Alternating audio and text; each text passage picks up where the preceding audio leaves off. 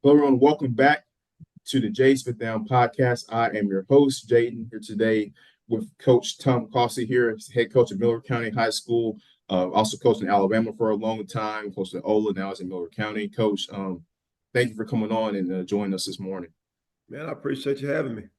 Yes, sir. So yeah, like I said, Coach, you moved around a lot. Well, you've been mainly in Alabama. You won a state championship at I want to say Demopolis. I Demopolis? think it's how, yeah, Demopolis High Demopolis. School, Yeah. in 2009, and you were at Pelham too. So just talk about your coaching journey and how you got here to where you are right now.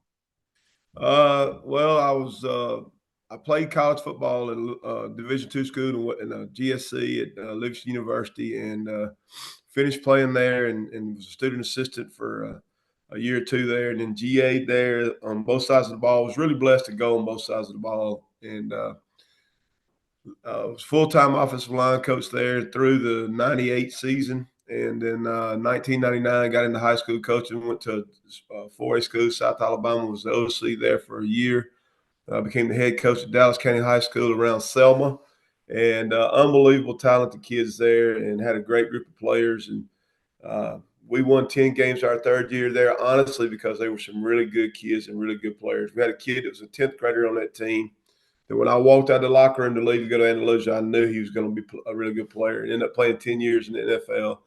Kid named Michael Johnson played at Georgia Tech, and then went on and played 9 years with the Bengals, 1 year with the Bucks. And so I was blessed there with players. Went to Andalusia High School, was there for 4 years, and took a program that had been very average for a very long time. And we went to the semifinals my fourth year there, and had some really good players there. Had a kid there named Nico Johnson that went on to Tuscaloosa and started for them as a freshman in the Texas National Championship game. The first one Coach Saban won there, and then left there, went to Demopolis for 8 years, won a state championship there in our third year, and probably one of the best football players I've ever coached. Kid named DeMarcus James, running back. End up unbelievable career he had at Demopolis and at Jacksonville State, and so was there for 8 years. Had a great time there, great people, unbelievable community, and then moved on to Pelham High School in the Metro Birmingham area, and unbelievable situation there. It was really tough. It was a school that it was 6A school that was splitting. Pelham was becoming a city school system, and they were coming out of Shelby County schools, which is very similar to Henry County schools where we were at before we came here. But Yeah.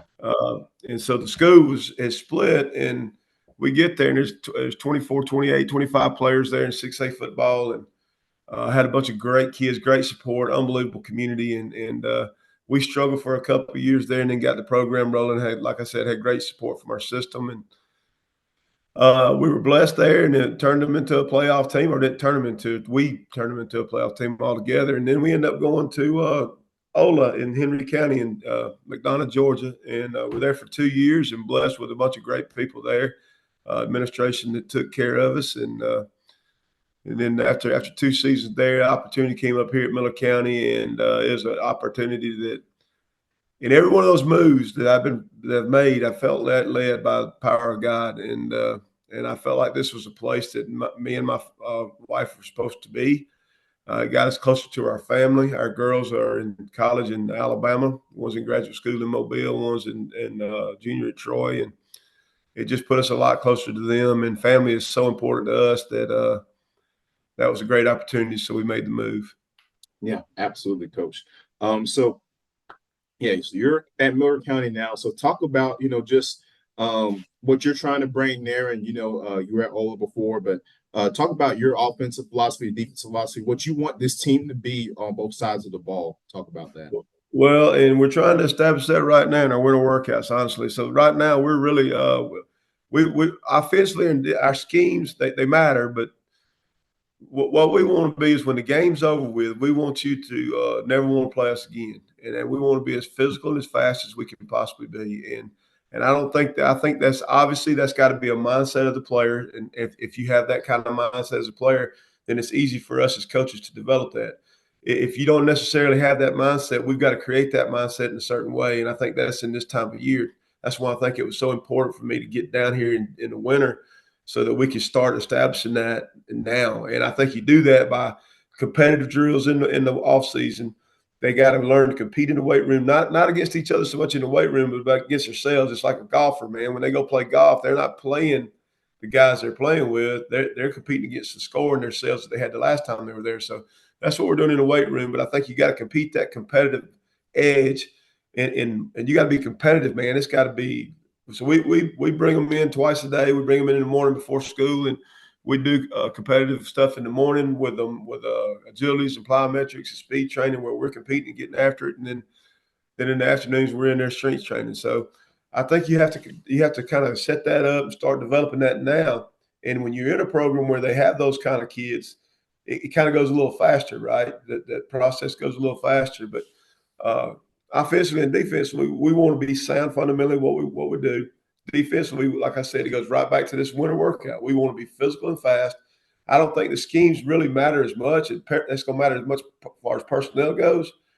Do we have four? Do we have a four-man front personnel? Do we have three-man front personnel? Are we a two high shell or a one high shell? All that, we'll find all that out in spring. Right now, we need to find the 11 guys that are willing to fly the football and knock the crap out of it when they get there.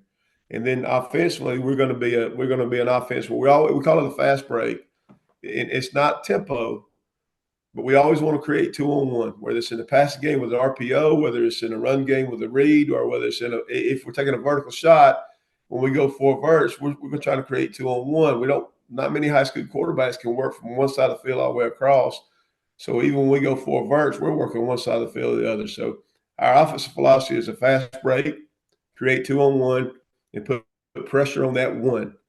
I don't, I was watching your podcast last night with Coach Battle, and Yeah. unbelievable coach. Coach Battle does a heck of a job, man. I had the opportunity to compete against him for the last 2 years and thoroughly enjoy competing against him because he does a great job. But you can't compete with 11 of their guys because they're going to do a good job of coaching them up. They're going to be good players. So we have to create a 2-on-1 with one of their guys. And I think that gave us a chance against them last year. We had a great high school football game in NOLA against them guys last year.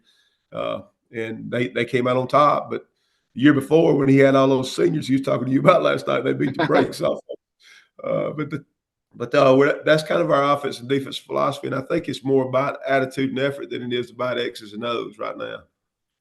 Yeah, yeah, that's it, coach. It's like you said, attitude, effort, and the rest will fall into place when you got you guys knowing the fundamentals. I used to play I actually played in high school. I played from 5 years old till all the way up to high school. But I played at Elka actually my 4 years in Oh high wow! school. Yeah. Yeah, I played for Who'd you Coach play for? Guess. Coach Guess. Oh man, I love Coach Gibbs. He's a great guy.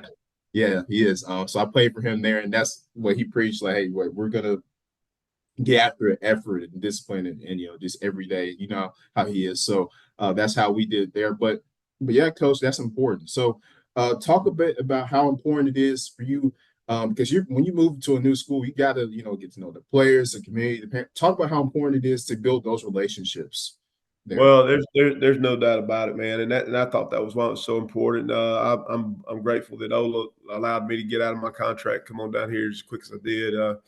I think you got to do that. I don't think it really matters, and uh, you know, I don't think anything else really matters.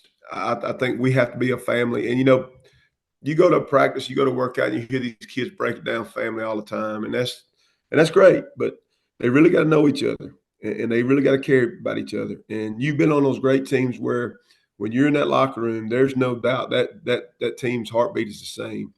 And I don't think that gets created by just showing up and working out in the weight room. I don't think that gets created by just showing up and me going through a off season. That's got to be created because we got to put each other in a stressful environment. We got to be honest and open with each other. We talked about that in our Bible study yesterday with them. That's something they've got to do. They've got we biblically where it says we got to go call one another out, right? And Yeah. it talks about if I a brother comes to you and tells you the truth, that's going to hurt, but that's better than 1,000 kisses from an enemy, right? So that's kind of we want them to be able to understand that they've got to know each other so well that it's going to hurt when a brother comes to you and says, "Hey, listen, you're doing this. This is detrimental to our team. This is detrimental to your future. You're on the wrong track." and it's going to hurt. But it's better than their buddy that's trying to get them to do the wrong things, telling them all the time, "Hey man, that's okay. Don't worry about what coach says. This is fun. You only live once. Let's go hang out. Let's go do this." So you create those relationships because you got to be open and honest with one another. So on our Fridays, when we go instead of in the weight room, that's what we do. We call it Connectivity Friday. We do Bible study and ball, and so we're going to be in there. We're going to talk to each other about real life world matters, about who they are, how many brothers and sisters they have, who's raising them, what their life goals are, their why for playing football, what they want to be when they grow up. And so they're talking about that amongst themselves. All of us are, coaches included. We're including ourselves in these conversations so that we get to know each other so deep that it's not just I know he plays left tackle and he's 6'4" and he can bench press 310, and that matters. But when it's all said and done, it really don't. And when we get done and they're 25 years down the road and they're still connected, then we've done our dadgum job. And we're probably going to play a heck of a lot harder for each other on Friday night when we truly know each other, right? So I think that's what you got to do. You got to establish that. And sometimes if a coach is not blessed enough to get in here like I am, and we weren't at Ola. We came in the summer, and that first year was really a wash, and really got to know the kids the next year for the 23 season. So it was I think you got to get to know them, and they got to get to know each other. And you don't ever assume. You do assume, but if you assume that they know each other, heck, man, they don't even know each other. They don't know each other, and they got to get. That's something I think is very important. Yeah, absolutely. It's that brotherhood, right? Because if you're playing with a bunch of guys that you don't really know, you don't know them That's not as a team. a person, right? That's not a team, man. So people talk about team all the time. So I don't know about the team, all the acronyms and all that. People's got all these great acronyms for the word team. But excuse me. The deal is there is an athletic group that's going to play every Friday night, and if they play against a freaking team, then it's going to be a heck of a fight, man. And you see them, you've played against them. So when you played that ball game that night, you knew you were playing against a dang good team. I'm not talking about athletes.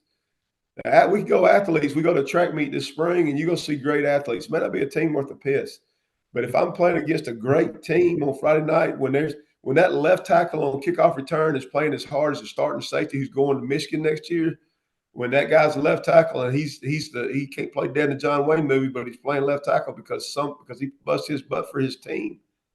Now you know you're in for a war, and so we're trying to create a team, not an athletic group. Yeah, yeah, I like that. Like you said, create a team, not just an athletic group, but a team. So Yeah. that's good stuff, Coach. Absolutely. I don't think you're going to have much success if your team is not really what they're supposed to be, which is a team together, a brotherhood. Because we're all it's a long season, Coach. As you know, like you're there from January and through the summer. It's football never stops. So it's like these are guys that you're going to war with every day. So But and we do the morning workouts. And if something is kind of unique to them, they're all individuals trying to get to the morning workouts. And we live in a county system where we're at one school in the county, so it's some of that's tough for them. And coaches are going and picking up kids 5:30 in the morning, making sure we get them here. But what we're trying to create them to do is have a buddy system. Hey man, you get up when you get up, you know you're awake. Call your buddy, make sure he's up. Make sure he's up. Don't leave the house without him being up. So it ain't don't just take care of me getting to the workouts. I got to make sure I got 2 or 3 there. And at some point, we're gonna put that where the punishment for is gonna be on you too, if your buddy's not there, right? So that it's gonna be important for you to get your buddy there. But they're doing a pretty good job of that. They're getting better with that. yes, sir. Yeah. So, Coach, just kind of wrap us up here. Talk about what your mantra is, as a coach, and because I know a lot of people, different coaches have their different mantras. Like for me, even just personally, mine is like every day is an opportunity. So and so what would you say is yours that you try to implement in your programs? There's a couple. We have a couple, and I think the most important one is for us as a team and as a coaching staff with our players is we call it TCB. Okay, it's trust, commit, and believe. And I believe this to be true, whether you're going into a relationship with somebody, a business, no matter what, if you're married to your wife or your business partner, whatever it is, team. T, can I trust you? If I can't trust you, nothing else matters. We're not going into business together. I can't have you on this team if I can't trust you. And it doesn't matter if you're 6'5", 300 and run a 4.2, or you're 5'5" and run a 5.5. Next question is, are you committed to the same things I'm committed to? Right? Are you committed to the team? Are you committed to us? Are you committed to your personal growth? I'm committed to your personal growth. Are you committed to your personal growth? And do you believe the same things I believe? That when we go through this program, you're going to be a better man at the end of it when you come out of it, and we're going to be champions at some point. We may not be state champions getting rings, but we're going to be champions. We're going to be able to go attack the world and be ready to win, right? So that's the first, TCB. Can I trust you? Are you committed? Do you believe? And then the second one is really, really simple. It's the only thing I've ever been asked of in my life from my parents, my coaches. It's the only thing I'll ever ask of any player or coach we have. It's attitude and effort. It's the only two things you control on the planet. You don't control the weather. I woke up this morning, it's foggy, raining. I'm out riding around this morning in town, and it's awful. I have no control over that, right? The only thing of control I have over is my attitude towards it. If I get out there and have a pissy attitude, God, this weather's awful, well, it's going to be a really bad day. If I'm walking into algebra class and my first thought is, man, I hate this class, well, it's probably going to be a really rough class. So the only thing they control is their attitude and effort, and we demand that they give us the best that they got in those two things. So if you can do those two things, that's it, man. That's kind of our philosophy, and has been for years now. Yes, sir. Well, good stuff, Coach. Thank you again for joining us this morning. Absolutely. Coach Tom Causey, head coach of Miller County High School. We appreciate you, and best of luck to you guys this year. Hey, thank you so much. Let me tell you this. Thank you for doing this for football in the state too, man. That's big. So we really appreciate it. Thank you here.